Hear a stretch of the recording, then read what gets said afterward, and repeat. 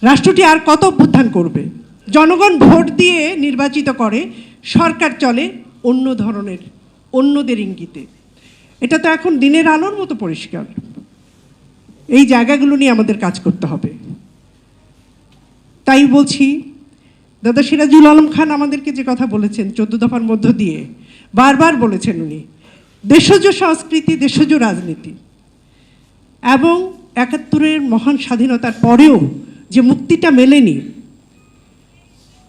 যে শ্রেণী পেশার মানুষদের কর্তৃত্ব নিশ্চিত হয়নি, সেই লড়াইটি কিন্তু চালিয়েই যেতে হচ্ছে। স্বৈরাচারী সরকার সমস্ত লুটপাট করে চলে গিয়েছে। এখন যারা আসছে বা আছেন তারা কি করছেন? কেউ কি বাইরে আছেন? সুবিধা পুরোটাই এই রাষ্ট্র থেকে তারা নিচ্ছেন। তাই মনে হয় যে ইন্টিরিয়াম সরকার কি চেষ্টা করেছে, জনগণের জন্য কতখানি চেষ্টা হয়েছে, সেটা কিন্তু সত্যি ভাববার বিষয় হয়েছে।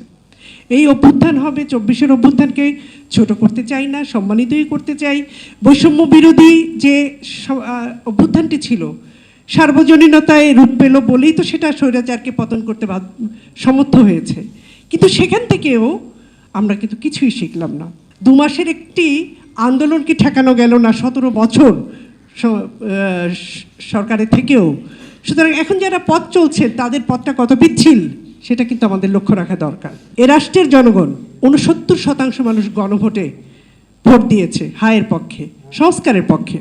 আমরা সেদিকে কিন্তু একদম গুরুত্ব দিচ্ছি না। আমি জুনায়েদ সাকিকে ফোন করেছিলাম যে জুলাই সনদ নিয়ে, গণভোট নিয়ে কিছু বলছেন না কেন? তিনি বললেন ঠিক এইভাবে যে শুনছি জুলাই সনদ তারা করবে আর সংসদীয় একটি কমিটি করা হবে যেটি নিয়ে সংবিধান সংস্কার পরিষদে কী কী বিষয় নিয়ে আলোচনা হতে পারে, অথবা গণভোটের কোন কোন বিষয়টি নিয়ে গুরুত্ব হতে পারে, সেটা এখন থেকে আরও 2 মাস আগে যখন তারা শপথও নিল না গণভোটের পক্ষে এবং যারা পার্লামেন্টে চলে গেল, সব মিলিয়ে আমার তো প্রশ্ন ছিল, আমি করেছি সেটা, যে আমরা এই গণভোটকে কেন হ্যাঁ বললাম? আমাদের প্রত্যেকটি বাক বদলের সময়, সরকার বদলের সময় যে আন্দোলন সংগ্রাম হয়, আমাদের যে নানা ধরনের অরাজকতা হয়, তার থেকে বাঁচবার জন্যই তো। রাষ্ট্রটি আর কত অভ্যুত্থান করবে? অভ্যুত্থানের মধ্য দিয়ে একটি বিষয় নিশ্চিত হয় যে স্বৈরাচারকে পতন হতেই হবে। কিন্তু শাসন ব্যবস্থা যদি আমরা সংস্কারের মাধ্যমে পরিবর্তন না করি, তাহলে আমরা স্বৈরাচার বারবারই হয়ে উঠব।